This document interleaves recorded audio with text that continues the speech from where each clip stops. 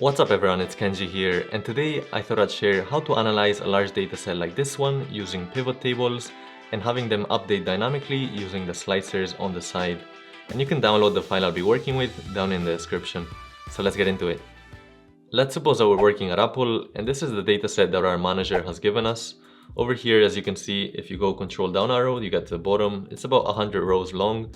Go control back up over here, and it's got the breakdown by the region, by the type of product that they're selling, the price for it, the cost per unit, the quantity, the revenue, the expenses, and lastly we've got the sales method. So this is basically, hey, are the sales coming in through Apple's physical store, maybe their online store? There's also third parties, which could be things like a Best Buy or a Walmart, say, Amazon, etc., as well as referrals. So this is people that get special conditions, like what could be employees, product reviewers, and other people like that.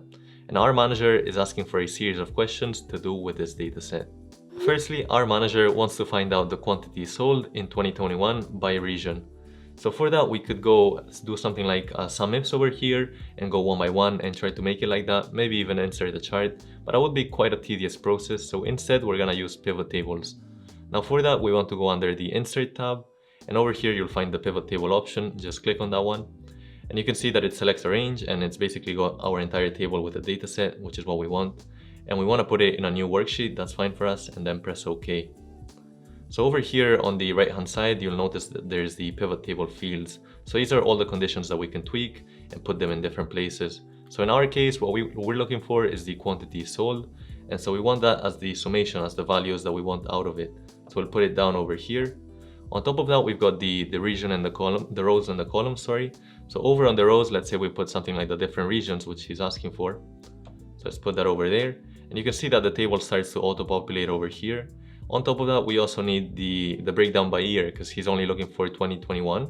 So for that, let's go ahead and select the years and just drag that down over under the columns. And now you can see the different types, the quantity sold for 2021 down over here. And we can easily interpret that, hey, North America has the highest sales, quantity at least. Next to that, there's LATAM, and so on and so forth. So it's really that simple. Let's say that we report these findings to our manager, and now he wants to know the average sale price by region and year. So for that, if we go back to the pivot table over here, we're fine with the regions being under the rows and the years being under the columns. The only thing we want to change is instead of the sum of quantity sold, we can just drag that out, and you'll notice there's an X sign. That means that we'll take it out. So click there, and that should be out of there. And what we want to put inside there instead is the price per unit. So we want to find the average price. So we'll go ahead and select that. But you'll notice that now it's the sum of price per unit, which is not quite right. So we'll click over here under the drop down, and you want to go under value field setting. And here we want to change that to the average. And as you can see, there's a bunch of different things that you can change it to, the minimums, the products, etc. In our case, we're fine with the average, so we'll hit OK. And now let's go ahead and reformat this as it's not looking too good. So Control Shift down arrow, Control Shift right arrow. From there, press Control 1. And now you want to go under the number tab here. We don't really want decimals, we don't need them. And then use the separator, press OK.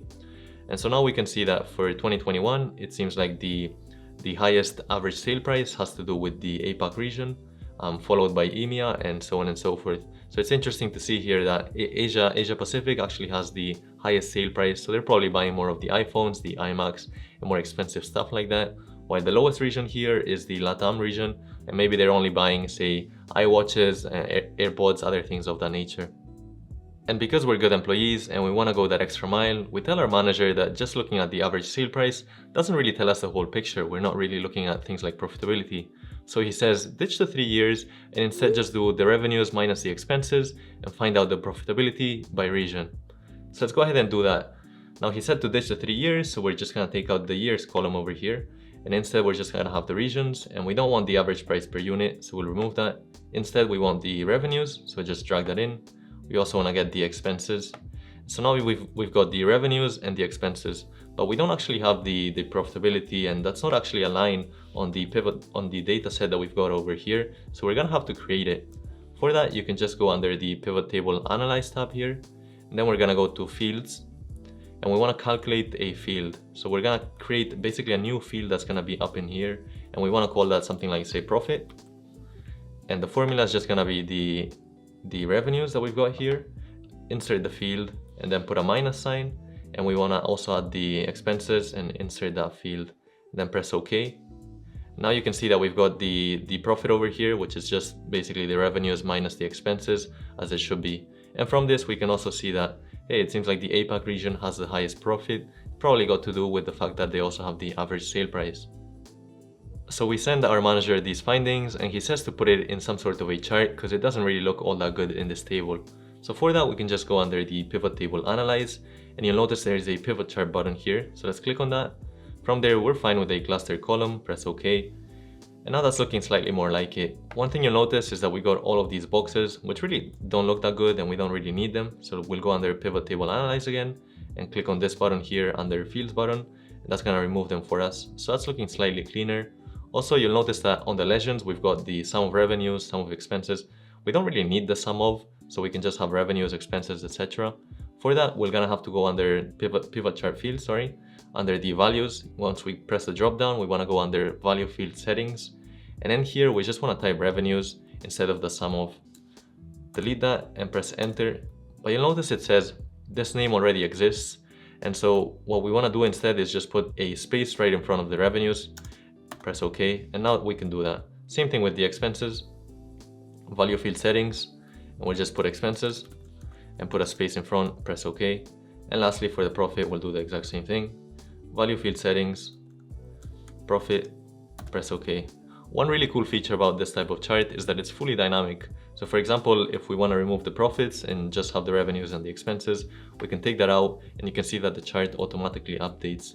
And if you're enjoying this video on pivot tables, we do have an Excel for Business and Finance course where we teach everything we know about Excel, specifically for people either looking to break into a business or a finance role, or those in it trying to level up their Excel game. Unlike most theoretical courses, we tried to make this one as practical as possible based on our real experiences working at companies like Tesla or Amazon. So aside from the typical lessons on formatting, formulas, and charts, we have case studies that, much like this video, replicate the type of work you might be assigned in your day-to-day, ranging from financial modeling to cleaning a dataset and presenting some visual insights. So if you're interested in checking it out, you can go to a link in the description below. Now let's move on to a more advanced pivot table like the one we saw at the beginning of the video. And let's say that our manager wants to find out the quantity breakdown depending on the sales method, by product, and depending on the year as well. So basically he wants to see if, hey, if you buy the product in store, does that make a difference to the type of product that you might buy? Same thing with online, maybe you feel more trustworthy when you go in store as opposed to buying it online. So all of these trends he wants to try find out. So for that, let's go ahead and create a pivot table again. So go under the insert, pivot table, okay. And what we want to put here is the quantity sold. That's going to be the summation over here. Then we've got all of the sales methods. That's going to be under the rows for us.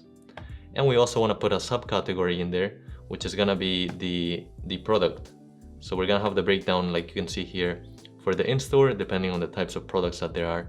And this is a drop down, so you can close it and open it depending on what you want. We also want to put the years under the column over here. So let's go ahead and select that and drag it over. Now that's looking slightly more like it. Also, let's add another column up here. So we'll do control space and then control shift plus, sorry. For the decimals, we don't really need them. So we're gonna select everything, control shift down arrow, and then control shift right arrow, and go to alt H9. Based on this data over here, we can see that third-party sales are the ones that are selling the most. And followed by that, we've got in-store. And in particular, it seems to be the AirPods that are the best-selling products. Now from there, we show our manager this, and he says that he really likes it, so he wants to send it to the management team. But you know that the management team isn't all that proficient with pivot tables, and so we want to create some sort of a slicer, which is going to be a drop down for them to be able to move things and change things around a bit more easily than using the pivot table fields, which they're probably not familiar with. So for that, go under the pivot table analyze, and we want to go under insert slicer. And here's the different slicers that we can insert, which are basically all of the fields. Now let's put one for a region so they can select the different regions, for year as well, as that's probably something interesting for them to know. And we can also create a third one by sales method. Hit the OK key. Now we've got these three different slicers. Let's say we put them over here, move them around a bit. Let me just reformat them. I'll fast forward this so you don't have to watch it. Nice, so now we've got three different slicers over here. So let's say we only want 2019. You'll see that the table updates dynamically. 2021, same thing over here. And you'll notice that you can't actually select two anymore. For that, you're gonna have to click over here, and that's gonna allow us to multi-select. And then this last thing over here that you've got on the side is to remove the filter. If you click on that, it's just gonna select everything. So if we put EMEA here and then we click back on this, it's just gonna select everything for us. Now it's a lot easier for people to interpret this. One thing though, they might not really know what a slicer is, and maybe they haven't used one before. So for that, we can just go under the slicer tab here, and we're gonna change the slicer caption from year to something like select year below. So that's a bit more explanatory for them, and they probably get a better idea of it. Let's now work on the design of this, as it's not looking too good to send. So firstly, let's remove the grid lines.